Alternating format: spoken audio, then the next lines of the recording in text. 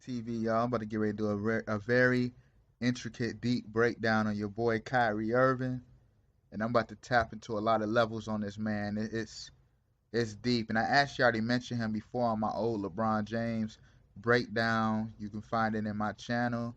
I did the Space Jam, and I did a lot of different topics, the James Harden trade, and all of that. But I'm about to delve deep into this guy specifically. You know what I mean? And first off, what I want to talk about actually is a recent post that he did on Twitter. You know what I'm saying? And people getting the people stirred up. But basically, what he say is, you better stop playing with history. You better stop lying to your people, Europe and America. You better stop feeding BS to the innocent children of God.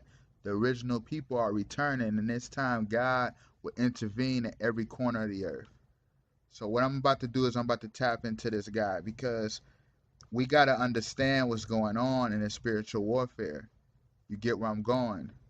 And this stuff is deep right here because when you understand this man and you understand his father, what's so deep is that Kyrie Irving, remember during the time of him when he was not playing with Brooklyn. Remember he had went away for a minute before James Harden trade happened, and he wasn't playing in the games. I'm gonna show some clips on that in a minute, but I want to delve into the aspect of his father. And when you understand his father name is I think it's Drederick Irving. And what's so deep about this, his father wore number 11. That's why Kyrie said he wears number 11. His father wanted to make it to the NBA and everything. He was a great player at Boston University. You know what I'm saying? And when you understand, during the time of him when he met Kyrie Irving's mom. That's how they got together. His mom was a volleyball player, Ray. But fast forward to the whole thing, Kyrie Irving, literally his mother had died in 1996 when Kyrie, I think, was 4 years old. You know what I'm saying? And I want you to really pay attention to this number 11 because, like I said, how he wore number 11 because his dad wore number 11 and how his dad was involved in 9/11. You feel what I'm saying? Like this, when you understand the number 11 in a sense of the occult, the number 11 represents nothing but the rebellion against the law, to transgress the law of the Most High because you know about the 10 Commandments. The number 11 represents the aspect of going against the law, the order, you know what I mean?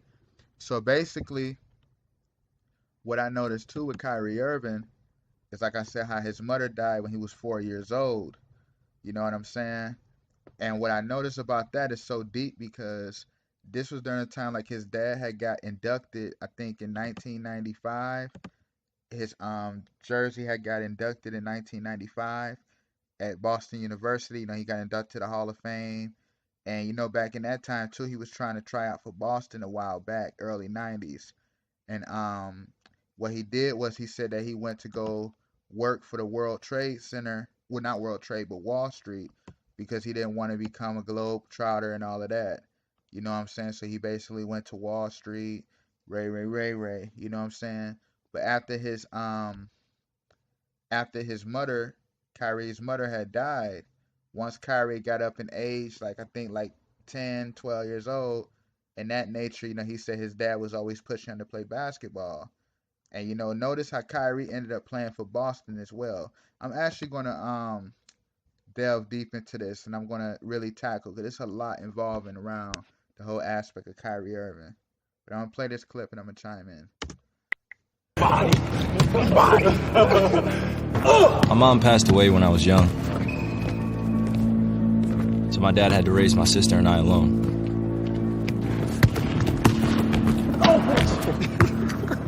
He was a great player. He even tried out for Boston once. But he sacrificed his dream so I could live mine. He sacrificed. You gotta pay attention to this because, like I already mentioned, Nike literally uses the whole aspect of just do it thou wilt for Aleister Crowley's satanic occult motto, do it thou wilt, go against the order and righteousness of the Most High. Good shot. You remember what you told me? If I could beat you, I could beat anybody. He's the reason I wear number 11. I want to be the reason no one else will. Now, it's just say it's only crazy until you do it. You know what I'm saying? But I'm about to really tap deep into this because, as you can see, Kyrie Irving's shoe has already. Look at this. Like, come on, man. This was on one of his shoes. You know what I'm saying? Like, come on. And you remember actually when he had joined Boston, you remember Kyrie Irving's grandpa had died. Remember that when he was like around the time he was joining up with Boston, his grandpa had died. You know? Like, come on, man. This stuff is like, we got to understand what's going on. And to what I really want to tap into, because like I said, how he disappeared during the time of him being with Boston. Remember he had disappeared and all of this. But when you pay attention to that, when he just disappeared recently before the Harden trade to Brooklyn Nets, remember he no one was hearing from him. Remember that? But I'm gonna play a clip. Like, this is the stuff that really be going on, man. Like literal mind control. You know what I'm saying? Like, pay attention to this. And this happened plenty of times in the NBA and all kind of sports.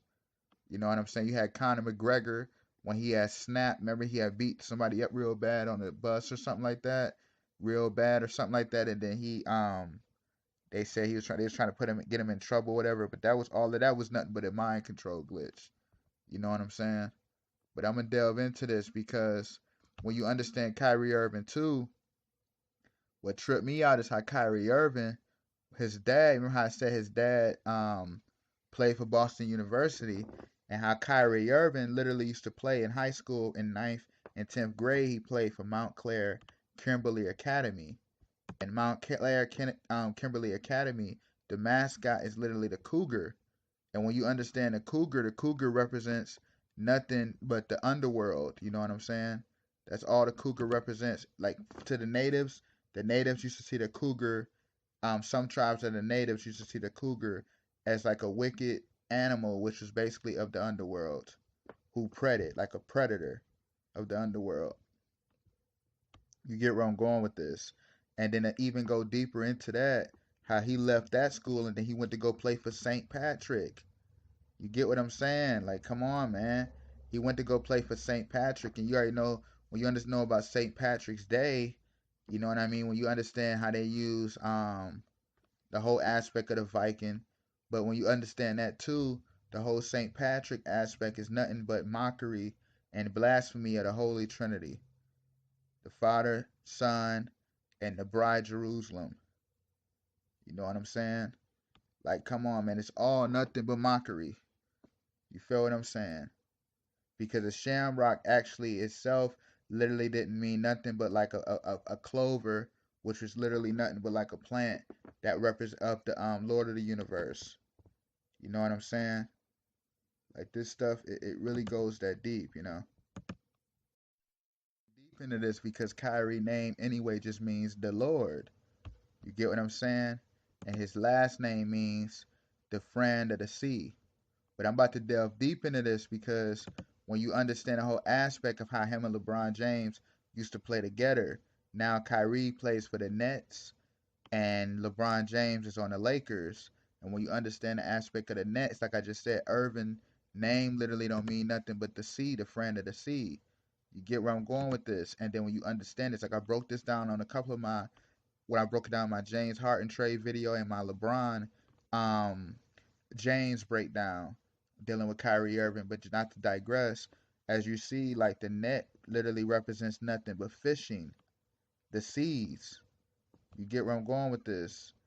Like, this stuff is deep because when you understand that, when you go into Revelation 13, um, as it's written, because this is what's so deep about this, as it's written in Revelation 13, and I stood upon the sand of the sea and saw a beast rise up out of the sea. How does a beast rise up out of the sea? The beast rise out of the sea because it's literally lifted up.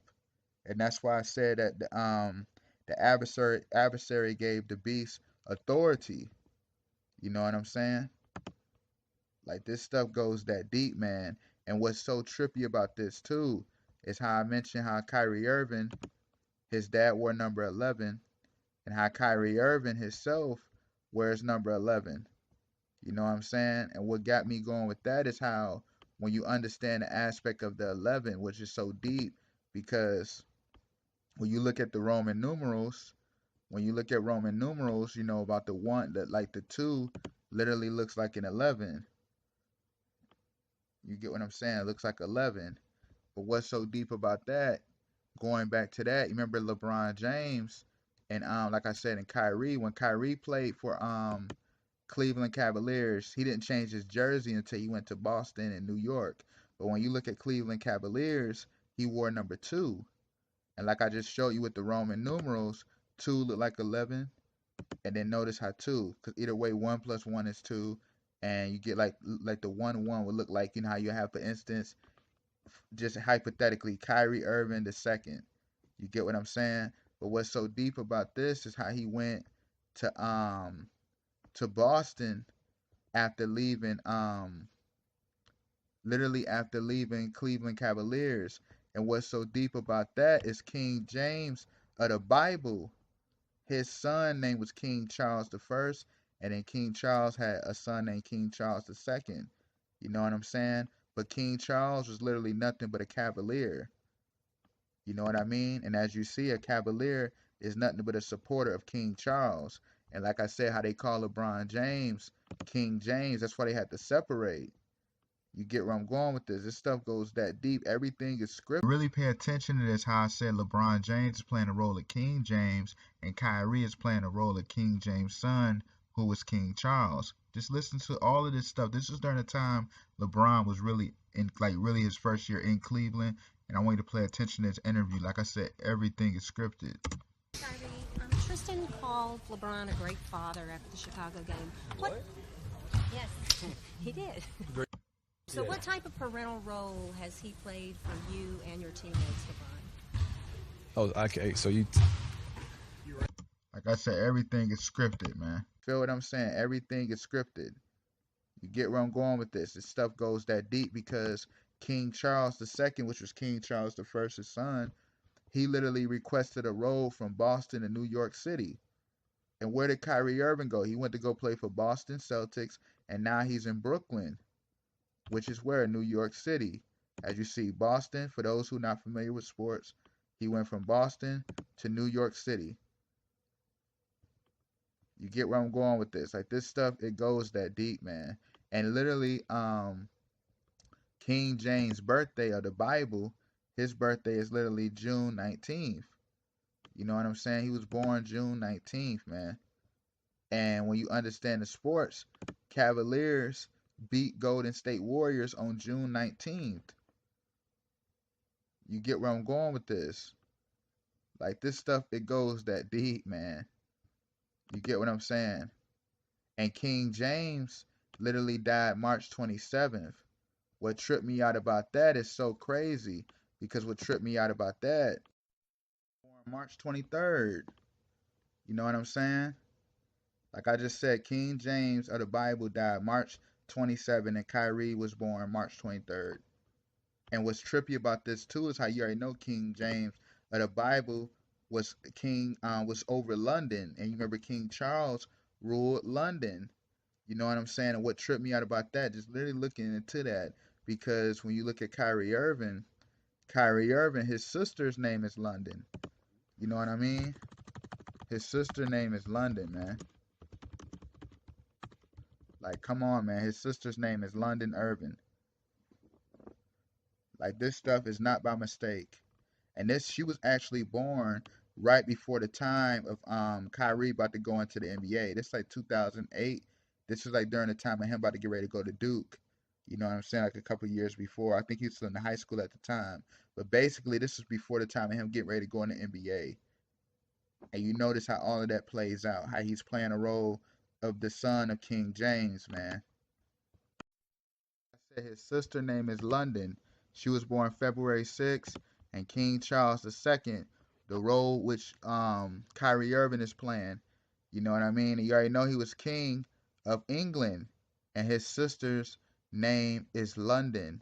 And then how King Charles was literally king of Ireland as well. That all goes back to why Boston and everything is linked up with Kyrie Irving and his dad and everything, because Boston literally is nothing. You already know about the St. Patrick's Day Parade and everything linking up with Boston. You know what I'm saying?